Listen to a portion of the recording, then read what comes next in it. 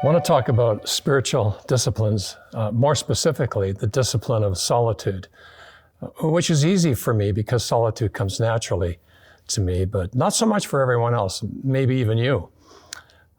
First of all, I'd like to define the discipline of solitude.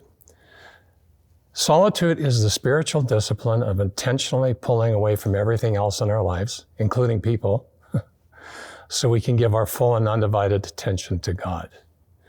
That's kind of the textbook definition, but my own sort of personal colloquial definition is simpler than that. It's solitude is an island of calm in an ocean of craziness. The Desert Fathers were fond to say, go into your cell and your cell will teach you everything. Solitude is setting time aside, a period of time in your cell, AKA nature, or at home, a quiet corner in a church, library, park, garden, anywhere you will not be disturbed so you can sit or walk, meditate, pray, think, journal, whatever it is that pleases you and helps you pay attention to the presence of God. You see, I believe that the whisper of God is always in the air, but we seldom hear his voice unless and until we withdraw to a quiet place. Psalm 46:10 says, be still and know that I am God. We desperately need islands of calm in our oceans of craziness. A renowned rock and roll band, not necessarily known for their rich theology, even picked up on this. The Eagles wrote a song, Learn to Be Still, and has some eerily biblical undertones. The lyrics say, we are like sheep without a shepherd. We don't know how to be alone. We need to learn to be still. Stillness doesn't come naturally to most of us, but it can be learned. It's a discipline after all, and it can be learned and it can be practiced. Let's talk a little bit about who needs solitude and why do we need to pursue solitude. Short answer, everyone. Now, solitude comes easier to some than others, but solitude really is an essential part of life and balance for most of us. And I have found that with my personal walk with God, my soul suffers without solitude. I tend to orbit around things that I know to be true, that I base my life on, but I rarely land and drink in the quiet presence of my Lord as long as I wish I could. I sort of skim the surface of my spiritual life in the cacophony of everyday life. The solitude is that place that takes me deeper. And that's why I've come over the years to long for solitude. I crave it. She is my friend. It's where I get centered again. My daughter, Sophia, she's 27 years old. She and I, personality-wise, could be no different in some respects. I'm an extreme off-the-charts introvert. Solitude comes easy to me. I love being alone. Sophie, on the other hand, is off the charts extrovert, and the thought of being alone terrifies her. People energize her. For extroverts, an empty hour or a day is frightening. The idea or the thought of solitude can be wonderful or terrifying, depending on how easy you find it to be alone. But it's not just self-isolating. Don't look at it that way, just for no reason. That could be really boring, or it could be torture. We have a very specific reason, and that is to experience the absence of human activity and interaction so that we can more fully experience the presence of one God and pull focus on a relationship with him. Sophie and I, like I said, have different dispositions, but here is where we are the same. We both recognize the value of solitude.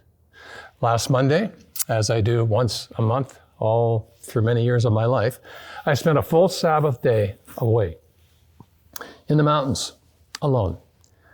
And last weekend, as I'm about to leave, I got a phone call, and my daughter, who lives in Phoenix, is in her car driving to San Diego for 2 days. Don't we wish? The reason she was going? Take 2 days of Sabbath to unload her stress of her high-pressure job, or 24 staff, and the mounting anxiety that she just needed to get away. So we both know and have built into the rhythm of our life an intentionality to seek out that island of calm on our ocean of craziness. There's a Rwandan proverb that says, you can outdistance that which is running after you, but not what is running inside of you. You can outdistance that which is running after you, but not what is running inside of you.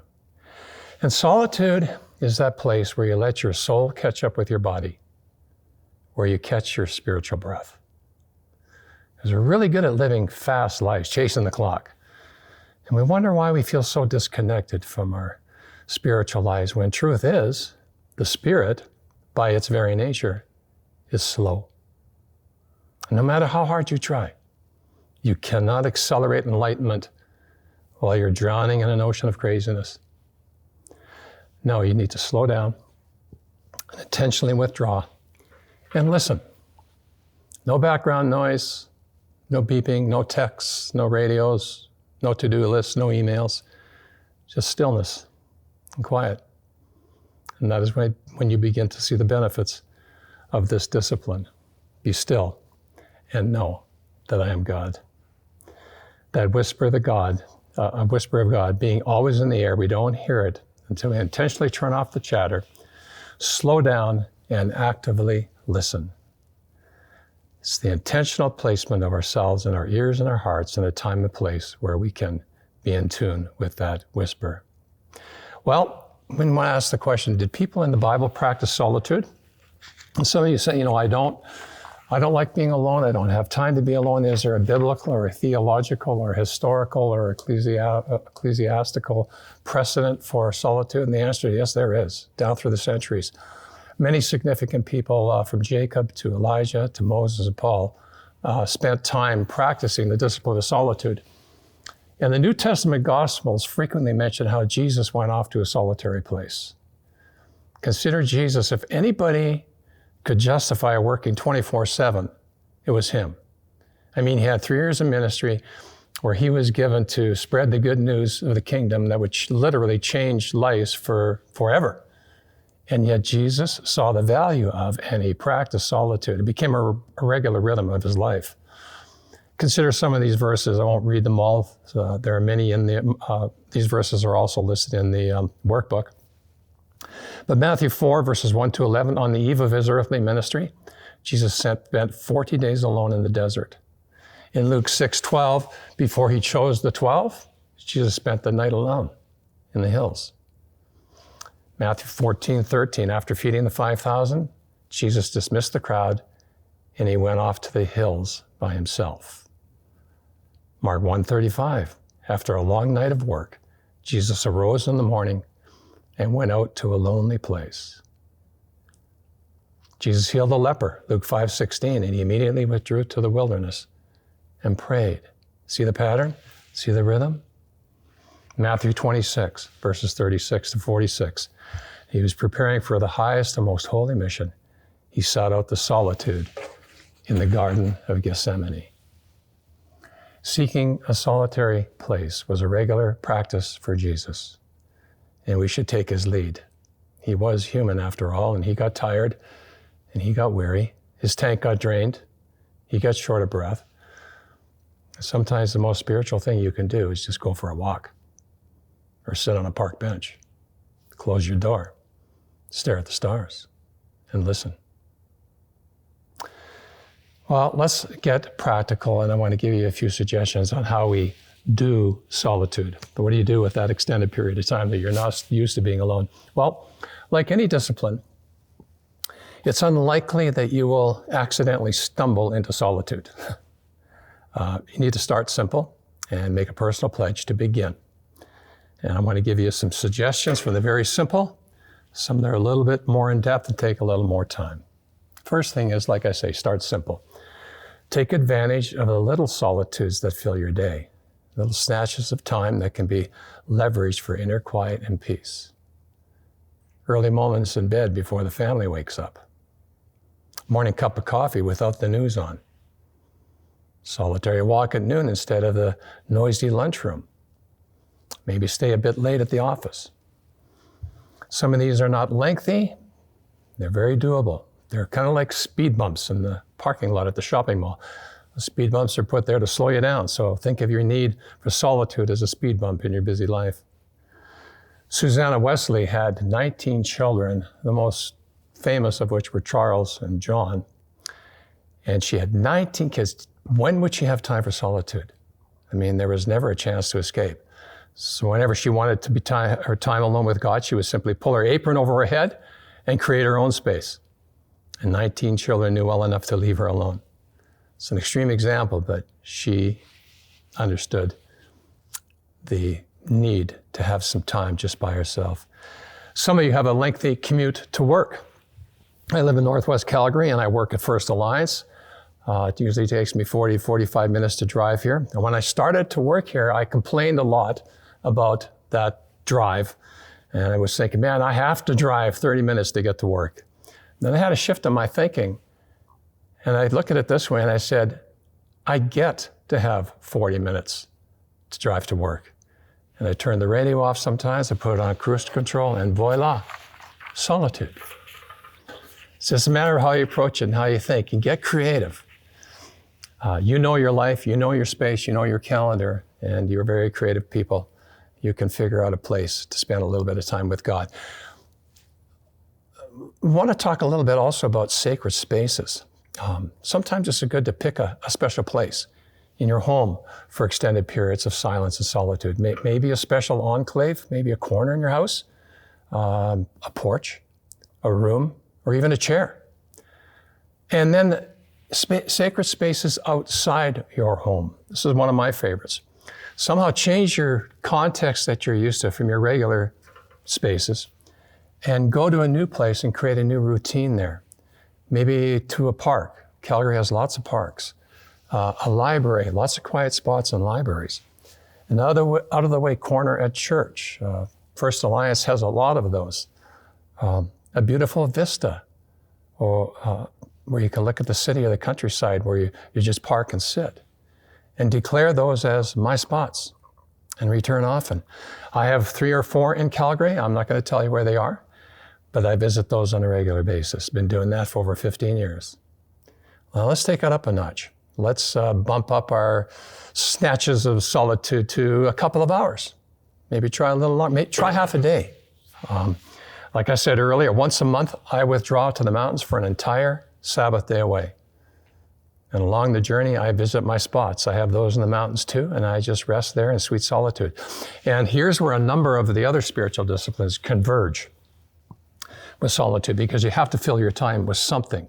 And for me, I fill my time with journaling, reading, sleeping sometimes, pray, meditate, I think, I listen. Sometimes I cry. It's my favorite day of the month, my one day away. And then if you really want to, up your ante, you can try an extended retreat. Once or twice a year, withdraw for a few days to a solitary place. There are several retreat centers close to Calgary that are specifically designed for solitude.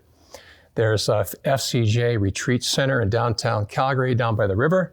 Faithful Companions of Jesus, a beautiful spot. You can spend a couple of days or more at that center, and they treat you really well. King's Fold Retreat and Renewal Center in Alberta here is another good place. Just Google retreat centers. There are several throughout the area. Well, let's close by just thinking about some things that, what can you expect to happen when you intentionally spend time, solitary time with God?